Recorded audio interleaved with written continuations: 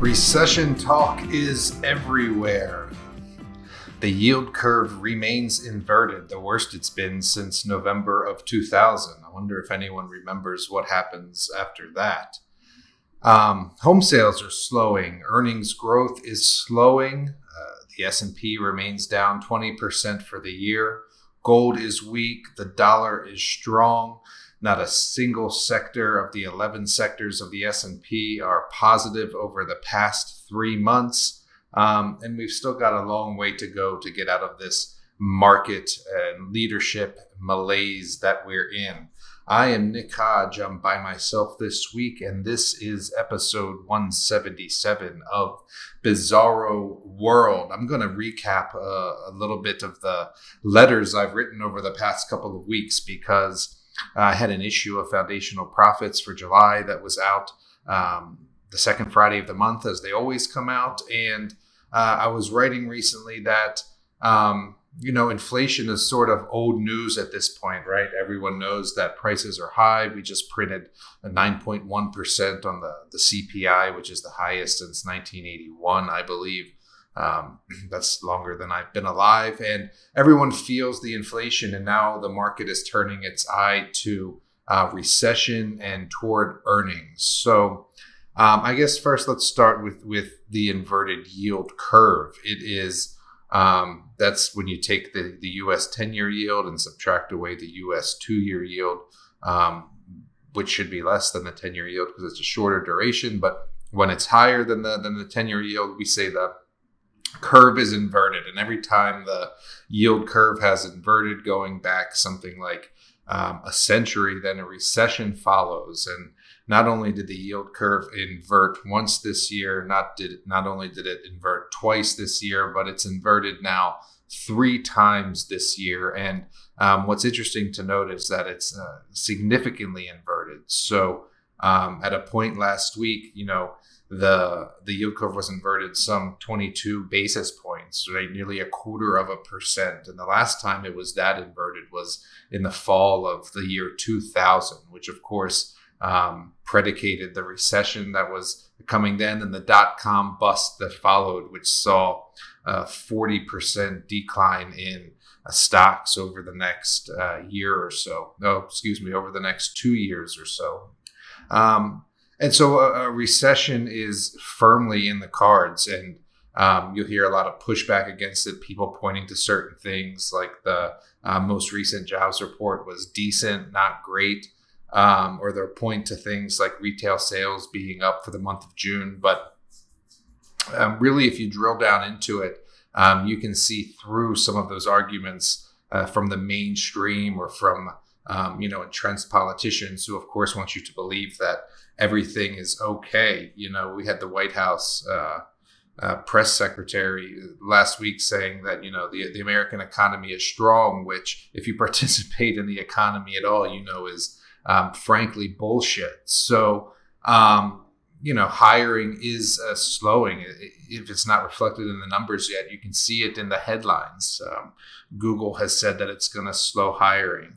Apple has said that it's going to slow hiring and cut costs. Many other tech companies have said that they're doing the same. So hiring, from at least an anecdotal perspective, is certainly slowing down and making headlines the opposite of what you would see if the economy was strong and hiring was robust. There was an article out just this week in CNN I'm looking at that says Google becomes the latest tech giant to slow hiring. It's just the latest in the list of companies that are slowing hiring. And then if you take a look at the GDP, which is a true measure of obviously economic growth, but when you have 2 consecutive negative quarters of economic growth, that's what marks a recession. And so you had minus 1% growth or 1.5% growth in the first quarter, and now the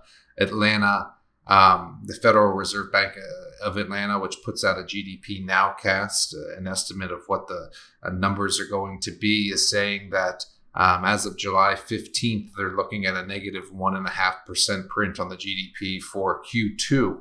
We'll get the official number later this month that comes out on July 28th. And I think it's going to give the market significant headwinds and solidify for a lot of people that we truly are in a recession. You could also look at earnings growth. So I've been saying in my letters for a while that, the earnings that we're going to come out in Q1 and Q2 and Q3 of this year, we're going to be compared against, obviously, the year ago numbers in Q1, 2, 3 of 2021. And those numbers were very robust.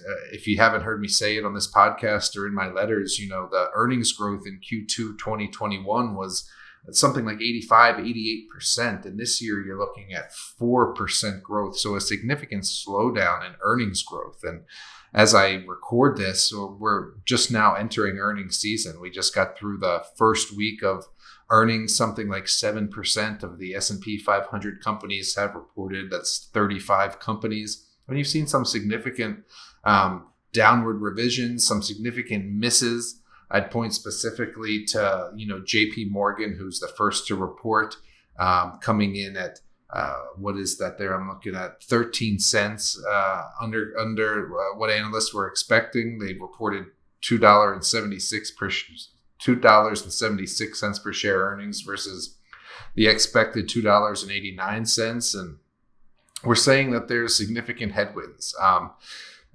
They were saying that there's not a lot of comps to compare the current situation to. They said that year over year, their revenue grew $200 million, but their costs expanded by over $1 billion. And you're going to see more of that as the rest of the S&P continues to report earnings over the next couple of weeks. Wells Fargo was another big miss.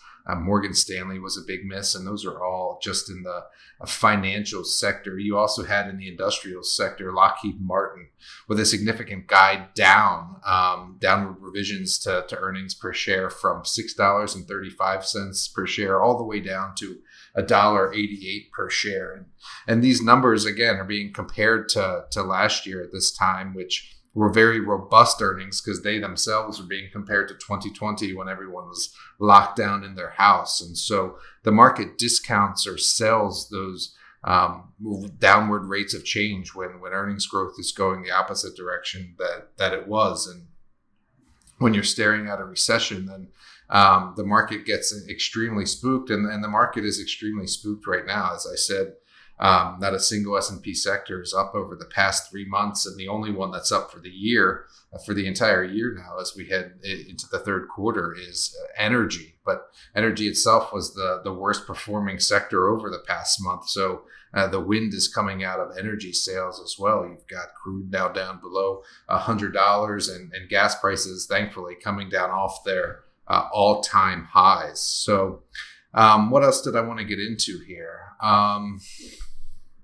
Look back at my list. You've got home sales slowing. So if you just Google home sales slowing and look at a bunch of news stories, you can see from city to city, even in some of the fastest growing markets of the past year or two in Texas and here in Washington State and Seattle, housing sales are slowing. I think they were the worst in 2 years as far as canceled deals, even, sales that are getting close to the finish line being abandoned. And that's a function of higher rates and people not being able to afford as much house, right? You've got mortgage rates up over 5%, approaching 6%. And I should mention you've got a Federal Reserve who is intent on continuing to raise rates. If you look at what the market is pricing in, they meet the day before GDP comes out. They meet on July 27th of this year, and the market is indicating that they could raise rates by 100 basis points. That's a full percent larger than it would be larger than the 75 basis point hikes that they hiked the last time they met. And so it's a wrong-headed move to be raising rates into a slowdown. And what would you expect otherwise from the Federal Reserve? They're the same group who was telling you for the past year that inflation was transitory. And of course it wasn't. Me and Gerardo had been telling you that from the onset, and as far back as early 2021. And there's no reason to expect the Fed to do the right thing. They've got to try to get the inflation that they themselves caused, along with the government who was mailing out stimulus checks. And I continue to equate it to the fox guarding the hen house, right? Why would you expect the entity or the institution who caused the inflation to be able to rein it in? And I guess I'll pick on politicians for a second, because across the spectrum, you're approaching midterms, and I was poking around some websites of some candidates here in the past couple of days, and one of the largest issues, of course, is inflation, high prices, and they're all promising to bring it down, which is not anywhere in the realm of reality. Of course, politicians don't control prices once the money supply has been increased like it has been over the past couple of years. I mean, to believe that a politician can lower prices for you at the pump or otherwise is wrong-headed. And if you believe that, like they say, I've got a bridge to sell you. And so you hear politicians say, even the president, you've got to reduce costs at the pump. And, that's not really in the realm of control of politicians. And so I guess let me continue down the politicians avenue for a second, because we were telling you that it was going to be a hot summer, and we were telling you that there's going to be political upheaval, and you can see that really across the globe. If you look at the protests going on in the Netherlands with Dutch farmers continuing to block streets and move their equipment into public squares in defiance of or in protest of climate change laws that the country wants to enact that would raise their already high input costs for production. Or if you look at Sri Lanka, where the president just had to literally flee the country as citizens overtook the presidential palace and the country's central bank building. And they've been rationing gasoline there. Or you look at the assassination of the former prime minister of Japan, Shinzo Abe, or you look at the resignation, almost in disgrace, of Boris Johnson, whose own party turned against him, unwilling to support him any further as the leader there. Or just this week, Mario Draghi, the prime minister of Italy, tendered his resignation, which was rejected by that country's president. Or even on a local level here in Washington State, across the mountains from Spokane, where I live in Seattle, you had U.S. Representative Pramila Jayapal threatened with a guy out in her yard with a pistol strapped to his waist, which is legal here, threatening her, saying, allegedly, because he hasn't been charged yet, but the neighbor was saying that he was shouting for her to go back to India, and that he was going to kill her, and it wasn't his first entanglement with her. You can even look at the way people are getting vocal against the abortion ruling, with people running Supreme Court justices out of their dinner when they're out at restaurants, or protesting in front of their houses. I mean, people are sort of fed up, and there's been an absolute lack of leadership, at least in my eyes, to really not combat the problems that we're facing, but to lay the foundation to avoid them in the first place, right?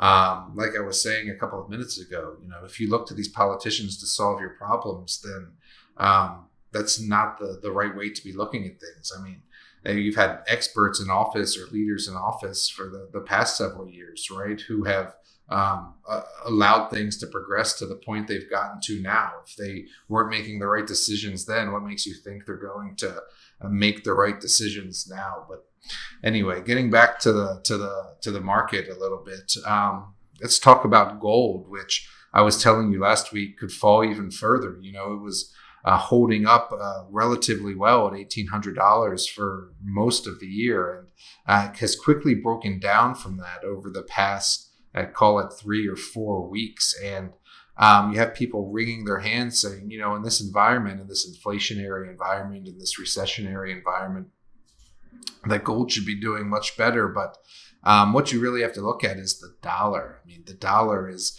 the strongest it's been in 20 years at this point, registering a 109 handle on the DXY index, and looking like it could break out even higher. And when you've got a strong dollar like that, it signals a couple of things. One, that people are fleeing for safety, fleeing the market, fleeing speculative positions. And it really puts a lid on how high commodities and gold can go. So if you look at copper, which is a bellwether for the economy, it's often referred to as Dr. Copper because it diagnoses what's going on out there. It's off some 30% from its highs after it screamed to $5 a pound earlier this year, now trading closer to $3 a pound. Same thing with several commodities across the board. And then if you look at gold, it's pulled back to 1,700 and doesn't have a lot of support there. I'm looking at a gold chart. I could easily make a case for it to go to the 1680s. And if it doesn't hold a little bit of support that's there, for it to have a flash crash, as it were, down to the $1,500 level, which would be the level it was in the total upheaval that we saw in March 2020 when COVID was just starting to be a thing. And here we are approaching 2023 and COVID-19 is still a thing. I was reading this week that Los Angeles is very close to perhaps reinstating their mask mandate. And so COVID-19 has fast become COVID-23, it seems like. And all that said, it's the reason that my largest single position continues to be dollars. I was looking at the accounts I manage today, not the private placements that I do, but my retirement accounts and my brokerages that I buy in the open market with, and I'm still holding 35% cash. I was writing in the letter this week that I can't see strong reasoning to buy a lot of things. As I said, every sector of the S&P down over the past month. And what I've been doing is continuing to raise more cash. So selling fringe positions, stocks I took a flyer on that I wanted to just have a toehold in or keep an eye on.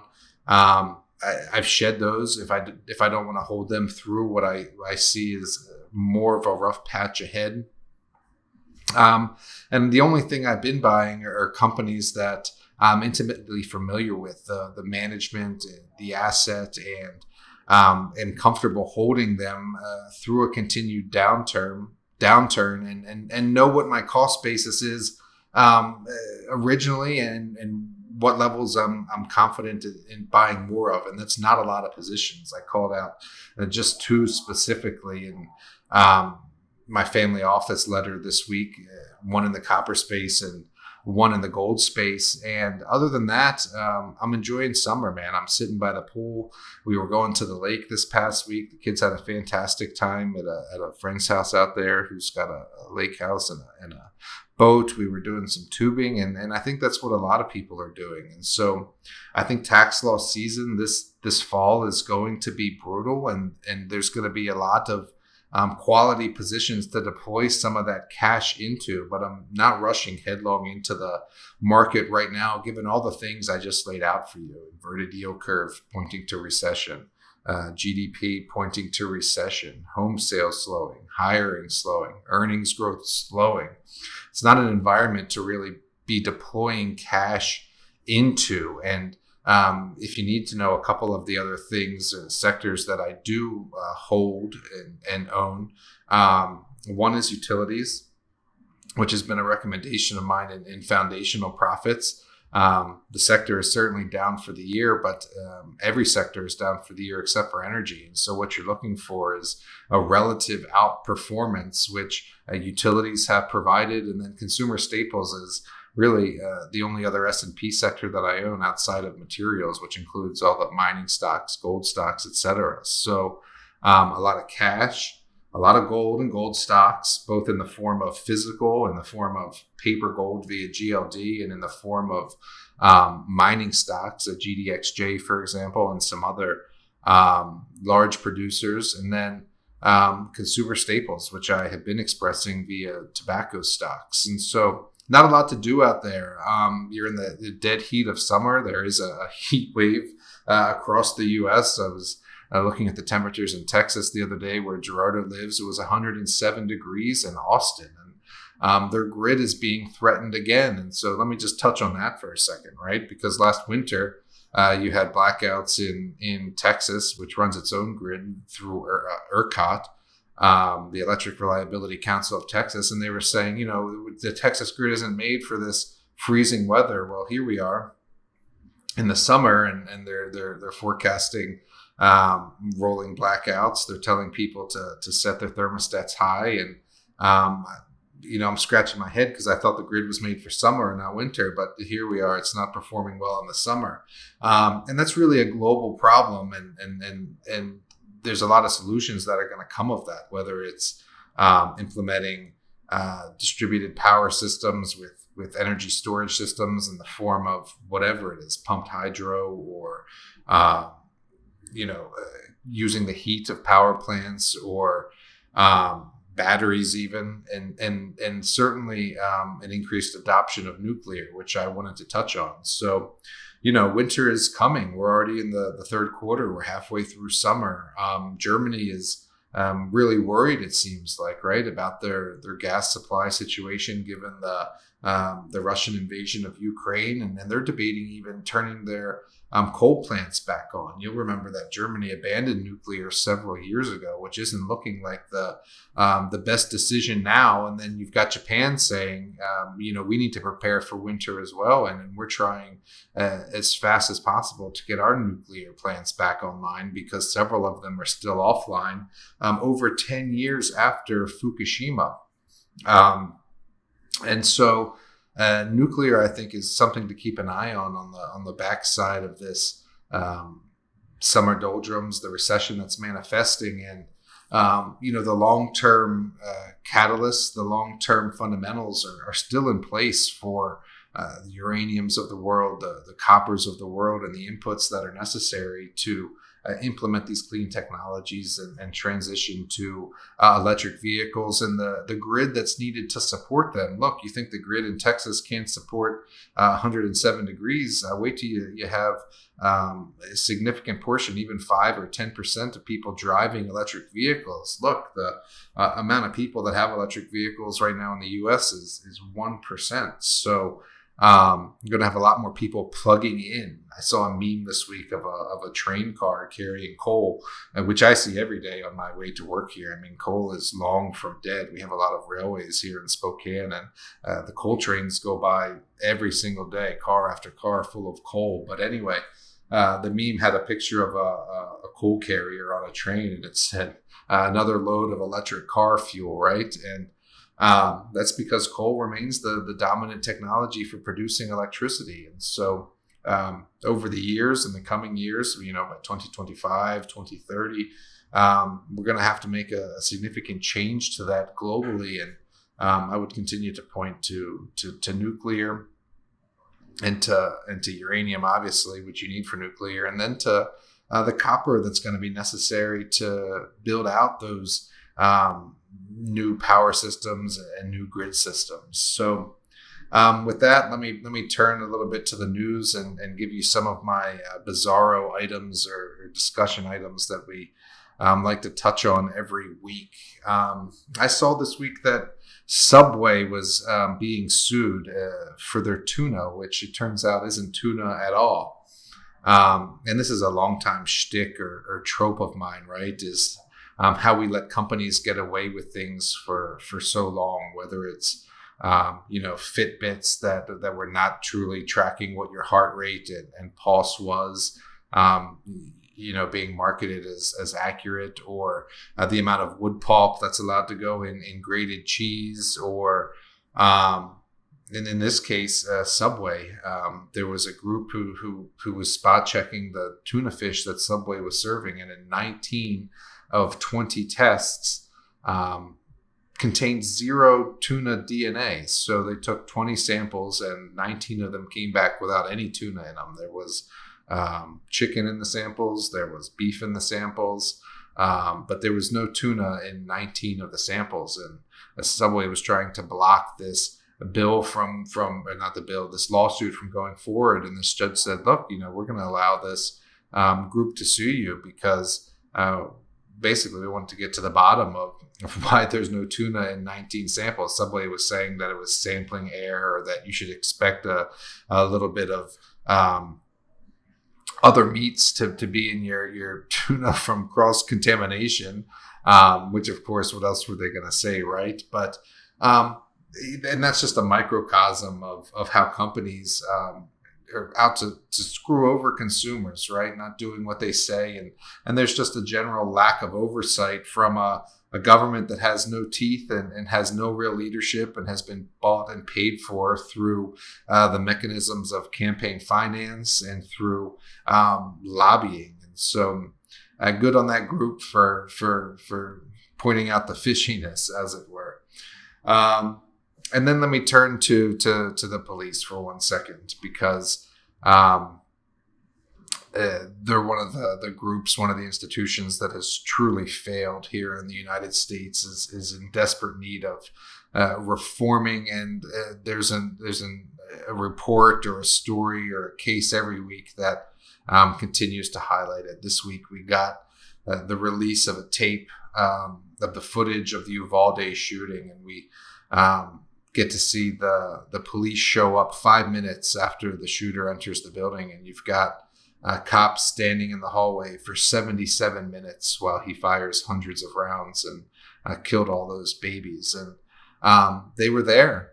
I mean, your boys in blue, they were there in the hallway outside. They didn't try to go in, despite what the initial report said about them being met with a locked door. They never got themselves to the door. They ran away as soon as they heard shots. When they were halfway down the hallway, you can see it plain as day in the video. You've got one officer checking his phone. You had another officer casually dispensing hand sanitizer from a wall-mounted hand sanitizer and rubbing his hands, all while the bullets are flying and children were being murdered. These are the folks who are sworn to protect you, right? And who in any other case are fast to pull the trigger, right? When, it strikes me that a lot of these shootings that we see, these police shootings, is, oh, we thought he had a gun, right? He was reaching for his belt to pull the gun, or we feared for our lives. But, in those cases, I guess I would point to one in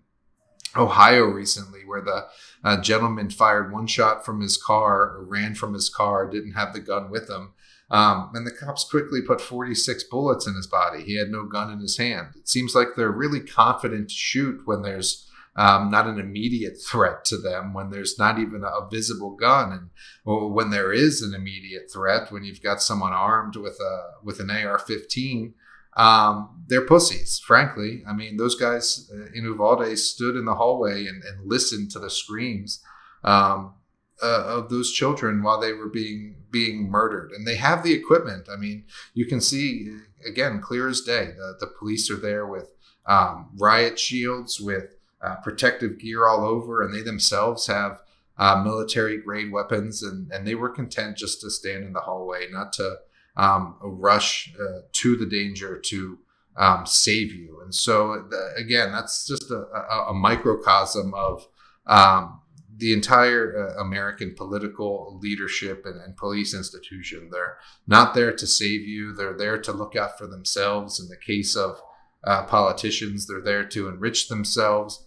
And in the case of police, I'm not sure what they're there for. I guess I would have to point to the clearance rates of crimes, which are approaching multi-decade lows. They only solve 40, 45, 50% of murders. They solve 30% of rapes. They solve less than 30% of robberies, despite the increased budgets they've got since 9/11, despite the amount of tools or toys, as I would refer to them, that we give them.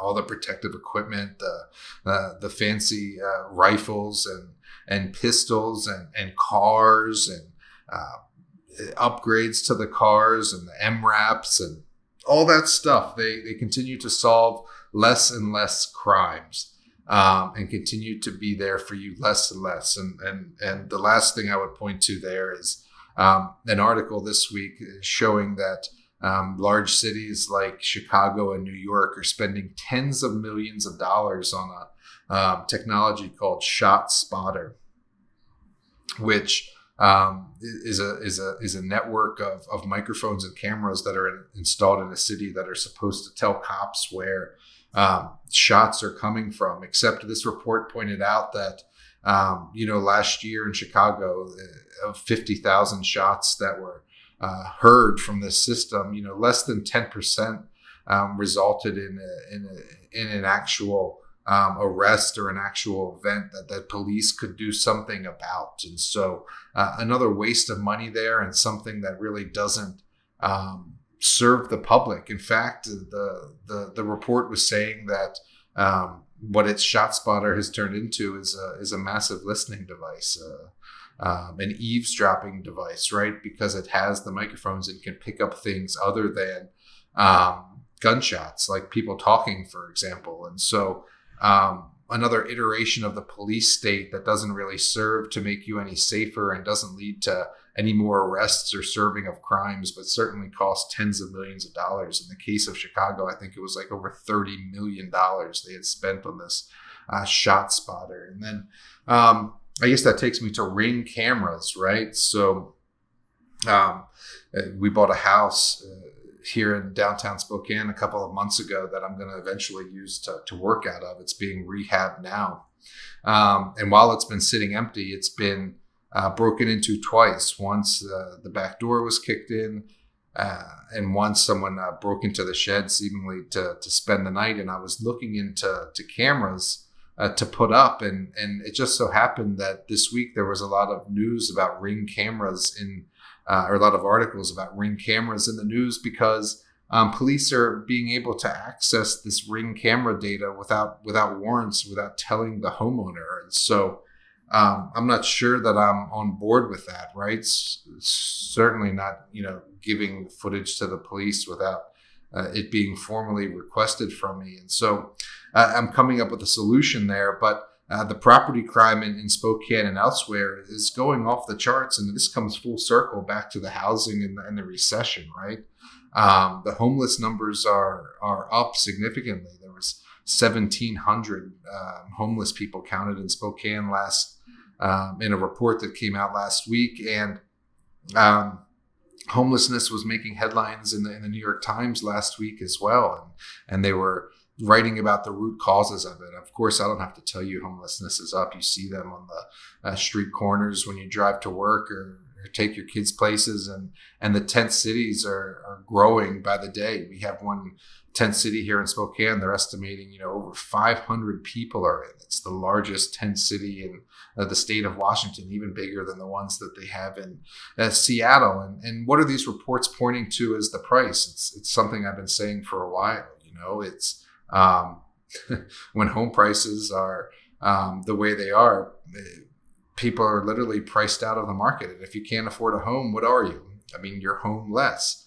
And so with inventories scant, with prices of houses remaining high, with rent prices increasing in cities across the country, and with people's wages not keeping up with those rates of inflation for housing prices and rent, and now with the Fed intent on continuing to raise rates, which has driven mortgage rates up on the 30-year to 5 or 6%.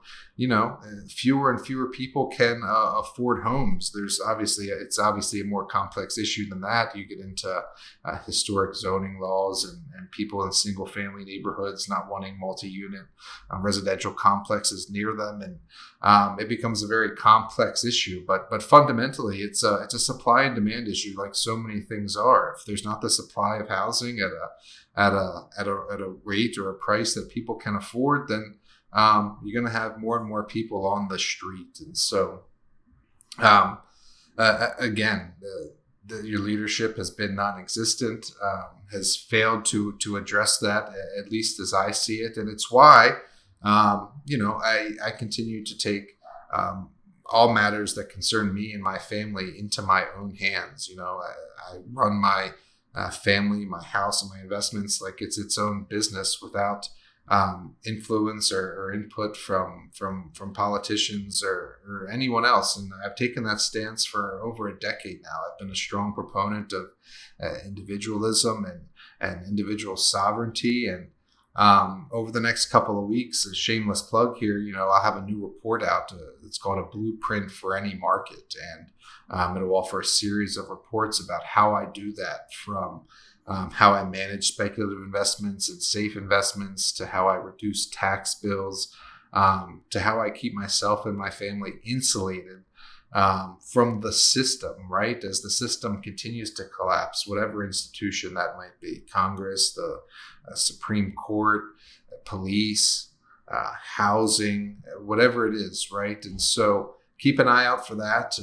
I hope to have it out by the end of the month. It's called a blueprint, basically for any market, but certainly a blueprint for the markets that we're seeing now, which again, S&P down 20% for the year, firmly in a bear market. And at least as I see it, not really going to improve for a couple of quarters until we get these comparisons to 21 behind us. So that means like Q1 of 2023, Q2 of 2023. So I guess apologies for being a doomer and a gloomer this week. I'm certainly not always that way, but the data is pointing to that needing to be the mantra here, is staying defensive, staying in cash so we can deploy it as tax law season comes. And when stocks finally do turn the corner back to bullish after this, bear stops growling. And I think that's a couple quarters away. So an abbreviated issue here. Hope to have Gerardo back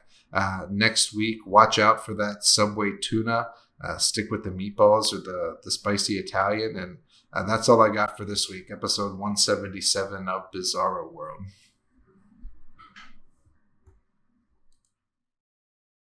Hey there, you independent-minded investor. If you like this video, make sure to tell us so by clicking the like button below. Subscribe to our channel so you never miss another one. And share it with everyone you know on social media. You can also click the link in the description below to check out more information-packed videos just like this one. Thanks for watching.